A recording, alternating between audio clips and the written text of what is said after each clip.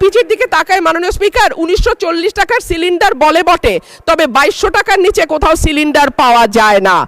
আর আমরা যদি বিদ্যুতের চুলার কথা বলি তাহলে বলতে হয় ঢাকা শহরে 1-2 ঘন্টা লোডশেডিং থাকে, কিন্তু গ্রামে সেটা 14 ঘন্টা পর্যন্ত গড়ায়। সুতরাং গ্যাস ছাড়া আমাদের আসলে এই মুহূর্তে সত্যিকার অর্থে চুলা জ্বালাবার মতন জ্বালানি নেই। এবং ব্রাহ্মণবাড়িয়ার গ্যাস যেহেতু সকল দেশের অন্যান্য এলাকায় সকল এলাকায় যায়, সুতরাং আমার দাবি থাকবে আগে ব্রাহ্মণবাড়িয়ার গ্যাস ব্রাহ্মণবাড়িয়ার মানুষ পাবে, তারপরে এটি অন্য এলাকায় যাবে। মাননীয় স্পিকার, মেঘনা আর তিতাস পাড়ের দেশ ব্রাহ্মণবাড়িয়া, ওস্তাদ আলাউদ্দিন খাঁ কিংবা শচীন দেব বর্মনের দেশ ব্রাহ্মণবাড়িয়া, কীর্তন আর বাউল গানের দেশ ব্রাহ্মণবাড়িয়া, ছানামুখী মিষ্টির অপূর্ব স্বাদের দেশ আমার বাউনবাড়িয়া, দিগন্ত জোড়া হাওড়ের দেশ বাউনবাড়িয়া, আবার তুচ্ছ বিষয়ে ট্যাটা নিয়ে মাঠে নামার দেশও কিন্তু ব্রাহ্মণবাড়িয়া।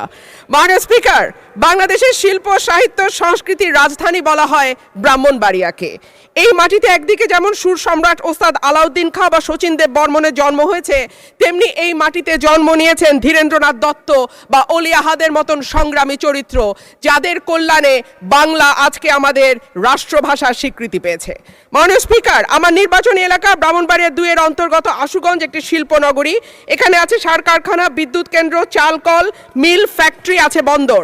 ব্রাহ্মণবাড়িয়ার গ্যাস যায় সারা বাংলাদেশে, কিন্তু ব্রাহ্মণবাড়িয়ার মানুষ গ্যাস পায় না। মাননীয় স্পিকার, তিতাস গ্যাস ফিল্ড বাংলাদেশের অন্যতম প্রাচীন ও প্রধান প্রাকৃতিক গ্যাস কেন্দ্র।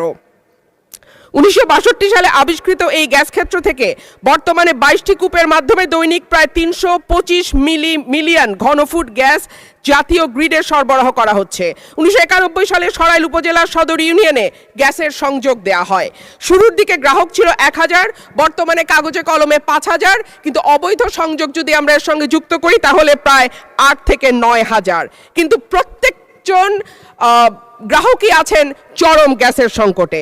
সরাইল সদরে 1.5 কিলোমিটার এলাকায় 6 ইঞ্চি এবং 1 কিলোমিটার এলাকায় 4 ইঞ্চি ব্যাসের পাইপ দিয়ে গ্যাস সঞ্চালন লাইন টানা হয়েছে। এরপরে পাড়ায় পাড়ায় 2 ইঞ্চি ব্যাসের পাইপ বসানো হয়েছে। কিন্তু সমস্যা হলো সকাল 7টা থেকে দুপুর 2টা পর্যন্ত গ্যাসের কোনো চাপ থাকে না, চুলা মিটমিট করে জ্বলে। এরপর মন চাইলে গ্যাস আসে 1 ঘন্টার জন্য, তারপরে আবার রাত পর্যন্ত গ্যাসের কোনো খবর নাই। দেশে গ্যাসের সংকট আছে, তার উপরে শীতকালে গ্যাসের চাহিদা আরও বাড়ে। অন্যদিকে আছে অবৈধ সংযোগ। Bakhrabad gas transmission and distribution system limited Brahmanbaria কার্যালয় থেকে জানানো হয়েছে লোকবলের অভাব সহ নানা সংকটে তাদের তদারক করা পুরোপুরি সম্ভব হচ্ছে না। মাননীয় স্পিকার, 2016 সালে বাসাবাড়িতে গ্যাসের সংযোগ দেওয়া বন্ধ হলেও এখনও কিন্তু অসাধু কর্মকর্তাদের সাহায্যে বেশ কিছু মানুষ বাড়িতে অবৈধ গ্যাসের সংযোগ নিয়ে রেখেছে। সরকার রাজস্ব বঞ্চিত হচ্ছে এবং যাদের বাড়িতে সত্যিকারের লাইন আছে তারাও গ্যাস পাচ্ছে না। শেষমেশ মাটির চুলা, এলপিজি সিলিন্ডার আর বৈদ্যুতিক চুলা ভরসা। কিন্তু মাননীয় স্পিকার, আমাদের জীবন মানের এখন এমন উন্নয়ন হয়েছে যে গ্রাম বা মফস্বল এলাকাতেও এখন কিন্তু মানুষ ফ্ল্যাটে থাকে, পাকা বাড়িতে থাকে, উঠান এখন অনেকটাই বিলাসিতা। সুতরাং মাটির চুলায় রান্না করা বাস্তবতা বিবর্জিত। মাননীয় স্পিকার, আমাকে 2 মিনিট সময় বাড়িয়ে দেবেন।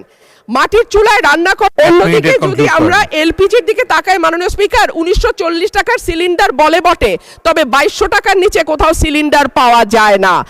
আর আমরা যদি বিদ্যুতের চুলার কথা বলি তাহলে বলতে হয় ঢাকা শহরে 1-2 ঘন্টা লোডশেডিং থাকে, কিন্তু গ্রামে সেটা 14 ঘন্টা পর্যন্ত গড়ায়। সুতরাং গ্যাস ছাড়া আমাদের আসলে এই মুহূর্তে সত্যিকার অর্থে চুলা জ্বালাবার মতন জ্বালানি নেই।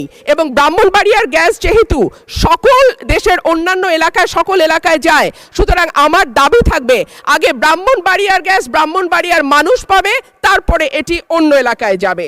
মাননীয় স্পিকার, সম্প্রতি তিতাস গ্যাস ক্ষেত্রের 31 নম্বর একটা কূপ খনন হচ্ছে, যেখান থেকে দৈনিক 9 মিলিয়ন ঘনফুট গ্যাস পাওয়া যাবে বলে শোনা যাচ্ছে। আমি আশা করব এই নতুন যে কূপ 31 নম্বর কূপ যেটা তিতাস গ্যাস ফিল্ডে খোঁড়া হচ্ছে, সেই গ্যাস আগে ব্রাহ্মণবাড়িয়ার মানুষ পাবে, তারপরে এই গ্যাস